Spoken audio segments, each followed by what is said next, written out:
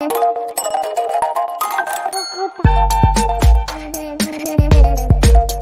Video में बात कर लेते हैं अपार इंडस्ट्रीज लिमिटेड की। क्विकली एनालिसिस देख लेते हैं। चैनल को लाइक एंड सब्सक्राइब करना मत भूलेगा। तो एज इन स्टॉक में एक हैवी सेल ऑफ देखने को मिल रहा है। आज ओवरऑल 20% का लोअर सर्किट भी लगते हुए नजर आया। बाकी अगर नोटिस करते हैं तो आज की बात नहीं है, स्टॉक तो ऑलरेडी पहले ही करेक्टिव फॉर्मेशन में जा चुका था। आज उस सोने पे सुहागा हो गया है। यहाँ पे अगर आप नोटिस करते हैं तो भाई स्टॉक कुछ ये रेंज पे चल रहा था। ये ऑलमोस्ट यहाँ पे मई अप्रैल से इसी जोन में था और ईएमएस से यहाँ को सपोर्टिव था। फिर धीरे धीरे करके इसी जोन में हर बार कंसोलिडेट करके ऊपर चला जाता था। फाइनली ब्रेकडाउन जो रहा है वो बहुत हैवी रहा है, जस्ट बिकॉज स्टॉक के रिजल्ट रहे हैं और रिजल्ट थोड़े अनसर्टेन रहे हैं। इसीलिए यहाँ पे अपर इंडस्ट्रीज के जो रिजल्ट हैं वो यहाँ पे वीक हैं, इसीलिए स्लाइड होते हुए नजर आ रहा है।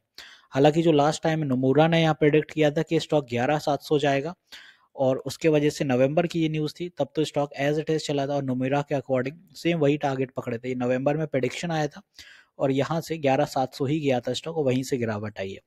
तो फाइनली यहाँ पे अब क्या फॉल रहेगा, कितना रहेगा, वो सारी चीज़ें समझते हैं। एक नज़र पहले रिजल्ट पे डालता हूँ, फिर और चीज़ें बताऊंगा।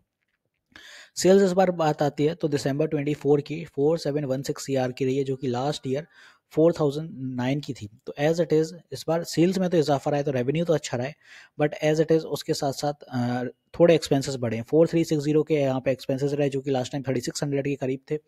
ऑपरेटिंग प्रॉफिट 356 सीआर का रहा, लास्ट टाइम 405, तो ऑपरेटिंग प्रॉफिट बीट पहले ही हो चुका है।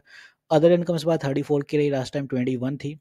इंटरेस्ट इस बार 118 सीआर का हो गया, लास्ट टाइम 113, तो इंटरेस्ट में थोड़ी सी मार पड़ी है स्टॉक पर। डेप्रिसिएशन के अकॉर्डिंग भी थोड़ा पिटा है, 33 रहा है, लास्ट टाइम 29 था। पीबीटी निकल के आता है 238 सीआर का, लास्ट टाइम 284 था।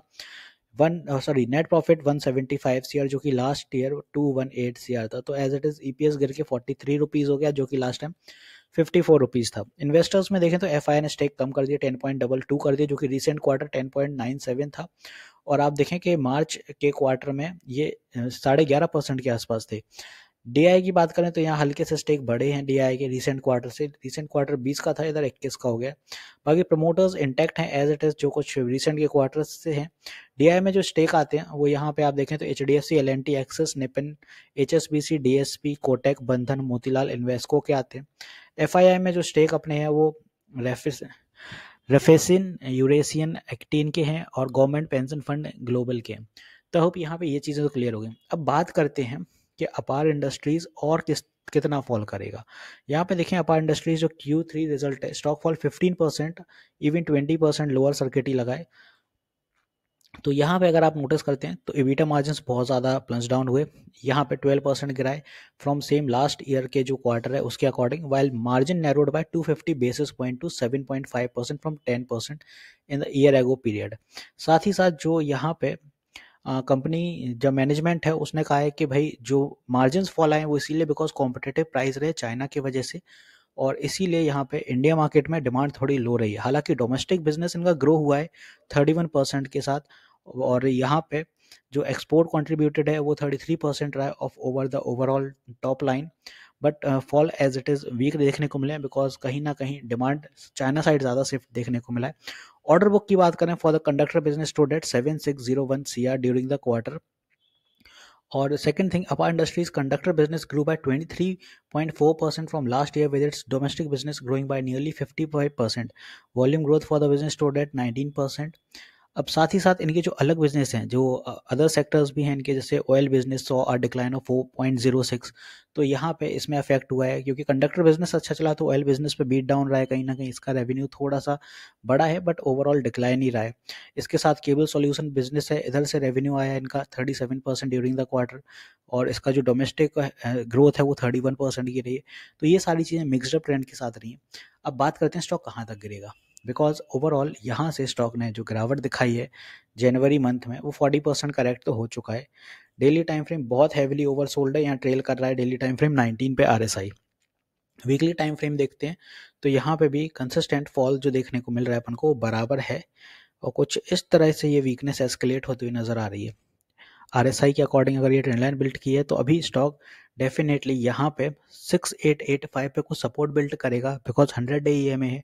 But just in case weekly time frame का अगर 100 डे यहाँ पे ब्रेक हो जाता है ईएमए का तो फिर स्टॉक फर्दर फॉल करेगा, तो एक सपोर्ट बिल्ट होगा यहाँ पे। बट ये भी अगर ब्रेक होता है तो आने वाले दिनों में स्टॉक में एक बड़ी फॉल की तैयारी रहेगी, जो कि स्टॉक फिर और नीचे जा सकता है, बिकॉज आज स्टॉक में जो लोअर सर्किट लगा है वो नीचे लगा है 20 day EMA according to monthly time frame. तो आने वाले दिनों में स्टॉक 6000 और इसके नीचे भी आ सकता है। यहाँ कहीं पे फिर कंसोलिडेशन के जोन क्रिएट होंगे 6000 से 5000 के जोन में, तब कुछ देखा जाएगा। तो हालांकि यहाँ पे अगर देखें तो ओवरऑल स्टॉक में जो करेक्शन है 50 से 55% का करेक्शन रहेगा ओवरऑल। अभी 40% गिर चुका है। अपार इंडस्ट्रीज अभी 15% के आसपास और वीक होगा। तो इस तरह से थोड़ा आप टाइम कर सकते हैं। ऊपर की अभी उम्मीदें नहीं है, अगर कुछ कर रहे हैं तो शॉर्ट सेलिंग वगैरह ही करिए, वो भी थोड़ा रिस्की रहेगा इधर पे, बिकॉज ऑलरेडी स्टॉक काफ़ी नीचे आ चुका है। तो शॉर्ट टर्म बाइंग क्रिएट जरूर होगी, बट ओवरऑल ट्रेंड वीक ही रहेगा। तो आई होप यहाँ पे मैंने अपार इंडस्ट्रीज बहुत अच्छे से क्लियर कर दिया है। यहाँ पे अगर फिब के लेवल भी आप लगाते हैं तो फिब के लेवल के अकॉर्डिंग भी आपको एक आइडिया लग जाएगा कि अभी कितना क्या सेंटिमेंट बिगड़ने वाला है। फिब के लेवल अगर यहाँ से प्लेस करते हैं और कुछ अपन अगर जोन ले लेते हैं, मान लीजिए 5000 का बड़ा साइकोलॉजिकल लेवल है यहाँ से, क्योंकि पहले भी कंसोलिडेट हुआ था। तो अभी स्टॉक ने जो लेवल ब्रेक करे हैं आज वो 0.5 और 0.3 के लेवल ब्रेक कर दिए। नेक्स्ट जो सपोर्ट बेल्ट होगा यहाँ पे वो 6700 से 6500, जो एज इट इज़ 0.2 का साइकोलॉजिकल लेवल रहेगा, सॉरी 0.2 का फिब का लेवल रहेगा। और जो कि मैं अभी रिसेंट आपको बता रहा था कि इसी जोन पे सपोर्ट बनेंगे 6500 6700। ये ब्रेक होता है तो फिर 6000 ही सपोर्ट रहेगा। तो एज इट इज़ अभी वीकनेस एस्केलेट रहेगी अपार में और ये गिरते हुए नजर आने वाला है। वॉल्यूम प्रोफाइलिंग के according heavy sell off zone जो रहा है वो यहाँ पे 9884 का रहा है। यहाँ से बराबर सेलिंग देखने को मिल रही है और अग्रेसिव सेलिंग यहीं से देखने को मिली है। तो एक चीज़ और बता दूं, मैं लाइव सेशंस भी लेता हूँ मार्केट आवर में, सुबह 10 बजे और शाम 8 बजे लाइव आता हूँ। तो आप अपनी क्वेरी क्लियर कर सकते हैं, लाइव सेशन में इंटरेक्ट कर सकते हैं। यूट्यूब पर स्ट्रीम होता है, फ्री ऑफ कॉस्ट होता है। तो मिलते हैं नेक्स्ट वीडियो में। This is me Shubham Yadav signing off.